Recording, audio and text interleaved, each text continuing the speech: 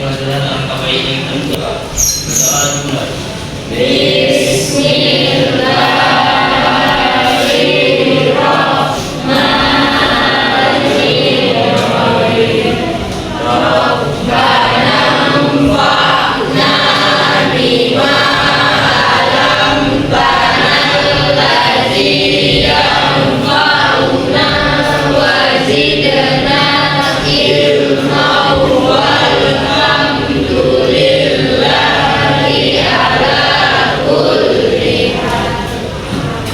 Betul Asina?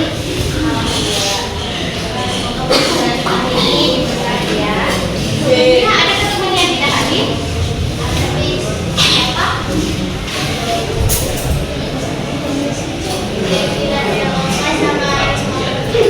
Apa kabarnya itu?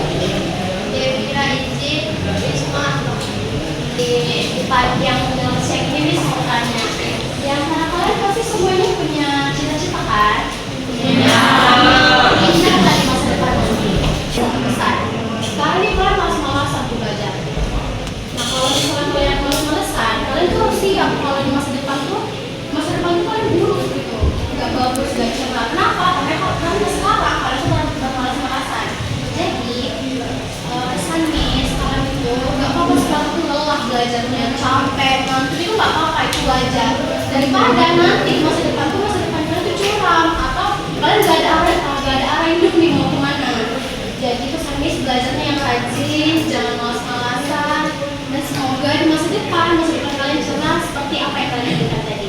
Oke? Kita akan belajar dengan cara mengungkapkan titik lewat skema.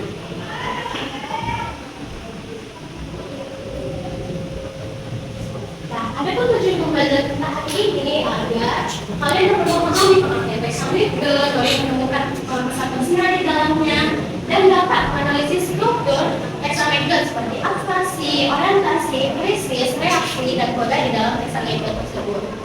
Nah, kalian semua pasti mempunyai sosial media kan? Nah, kalian melihat gambar ini di sosial media. Harusnya banyak sih muncul ya, bisa kalian lihat. Menurut kalian gambar ini termasuk nggak teks ambigu? Termasuk.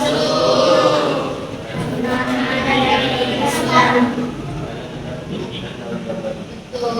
Kenapa ini termasuk anekdot? Karena di dalamnya dapat kritikan. Kan kita baca ya. Wah, gila mak, mau udah rame lagi tuh. Orang udah belanja, main, nongkrong seperti biasa. Mengatur corona. Nah, situ juga dari mau kan. Nah, di bagian ini lah dia termasuk kepada kritikannya. Paham? Oke, sebelum kita masuk kepada pengertian teks ambigu, bisa kami menyampaikan dua gambar. Nah, jadi gambar ini yang mana humor, yang mana anekdot? Tahu? Yang mana humor? Yang mana humor? Ini. Tuh. Ini termasuk humor, ini termasuk anekdot. Coba kita baca ya ini. Wah, ada bintang satu. Ini bintangnya. Aku mau koreksi menjadi binatang. Bintangnya balik lagi ke langit.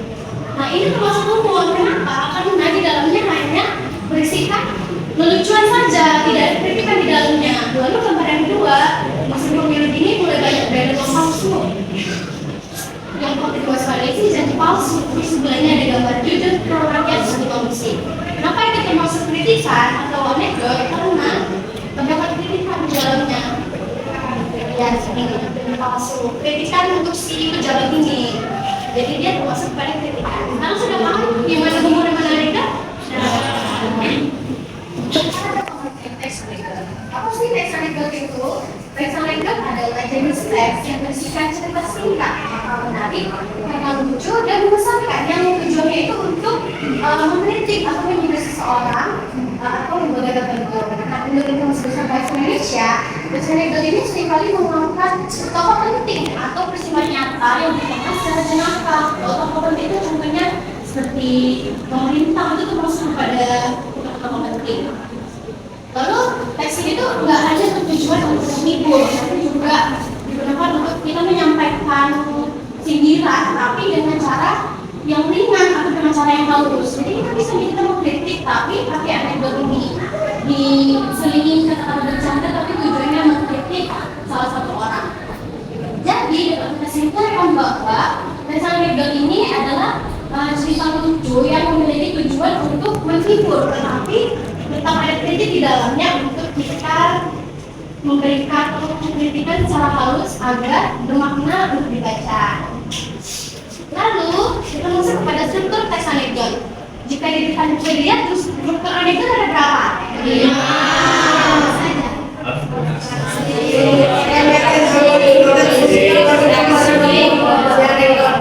Kami akan jelaskan apa sih maksud dari kelima struktur ini. Yang pertama itu abstraksi.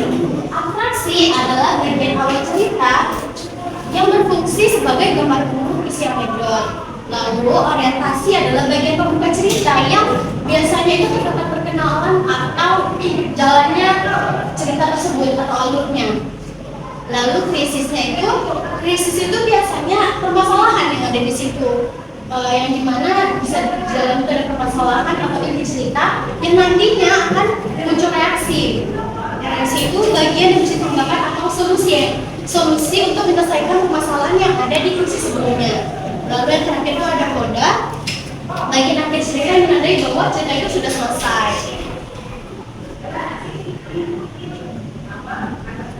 Ini tunjukkan contoh teks anekdot satu orang yang mau membacakannya.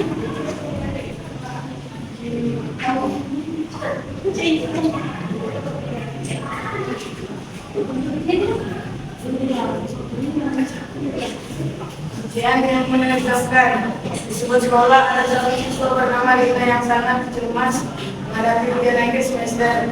Rina belajar keras setiap malam, tapi semakin hari semakin merasa tidak siap. Dan hari ujian, dia terus-menerus berdoa dan berharap mendapatkan penghargaan yang mudah.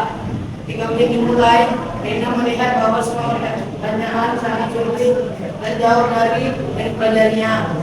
Dengan frustrasi, dia berisik kepada teman sebelahnya. Aku rasa aku siap untuk menjadi pengikut di acara TV menimbang menjadi ini. Sebelahnya menjawab dan tertawa. Jangan khawatir, Rina jika kamu ikut ujian ini, kamu bisa menjadi bintang reality show yang menghibur penonton dengan cerita ujian yang gagal. Rina tertawa dan merasa sedikit lebih tenang. Meskipun ujian tidak berjalan dengan baik, dia merasa lega karena bisa menghadapi situasi dengan memuat. Oke, terima kasih. Nah, sekarang kita akan analisis strukturnya pada teks ini. Di antara 5 kan ada abstraksi, ada orientasi, krisis, reaksi, dan koda. Tahu nggak kalian di mana terletak abstraksinya? Jadi abstraksi tentunya di bagian awal kan? Berarti di bagian mana? Yang tahu? Di bagian kalimat mana? Oh, setuju aja. Kamu? Di mana letak abstraksinya? Di sebuah sekolah. Di sebuah sekolah ada seseorang siswa bernama Rina yang sangat cemas menghadapi ujian akhir semester. Oke, benar sekali. Ini dia adalah abstraksinya. Mengapa? Karena dia menjelaskan bahwa di sini tuh awalnya di sebuah sekolah, Rinanya berada dan berada di semester. Lalu orientasinya, ada tahu di mana? Boleh, silakan. Orientasinya adalah Rina belajar keras setiap malam, tetapi semakin hari semakin merasa tidak siap. Pada hari ujian, dia terus-menerus berdoa dan berharap mendapatkan pertanyaan yang mudah. Oke, benar sekali. Bagian ini termasuk kepada orientasi.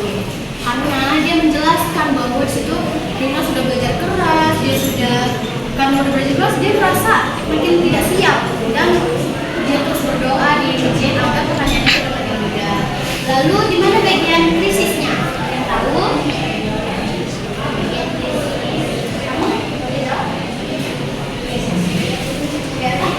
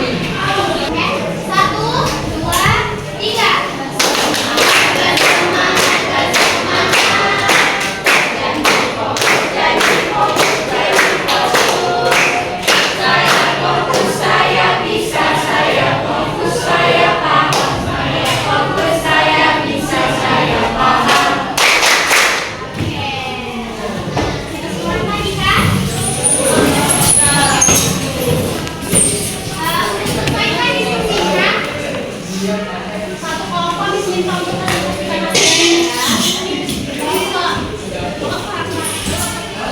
Lomba ini kita sebenarnya ada sisi-sisinya. Ya. Nama saya Rizla,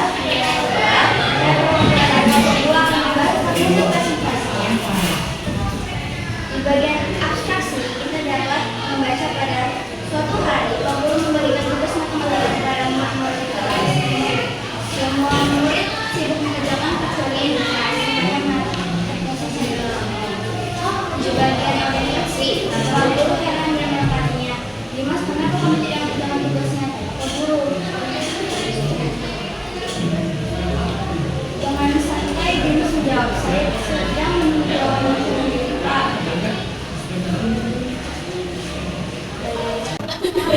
Nah, untuk kita tadi masih ada apa yang bisa menyampaikan? Silakan. merupakan jenis teks yang berisi cerita sifat yang menarik dan mengesankan yang tujuannya untuk mendidik atau menginspirasi orang lembaga. Ya, benar sekali. Itu ada pengertian teks anekdot yang mana sebuah teks tentang isu yang tujuannya untuk memberikan kritik atau penelitian. Setelah pengertian teks anekdot, selanjutnya setelah itu teks anekdot. Ada yang tahu tadi ada berapa? Apa saja?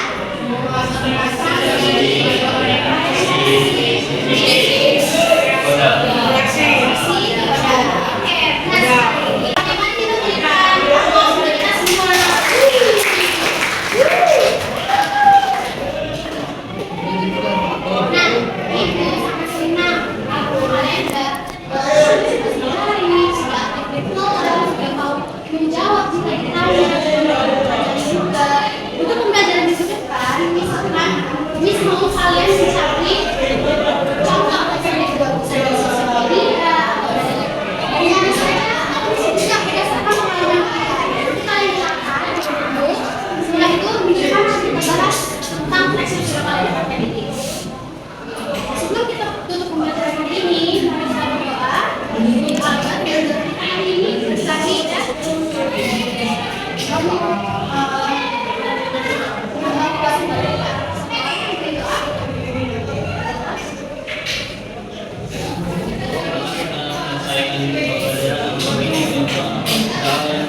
Bismillahirrahmanirrahim.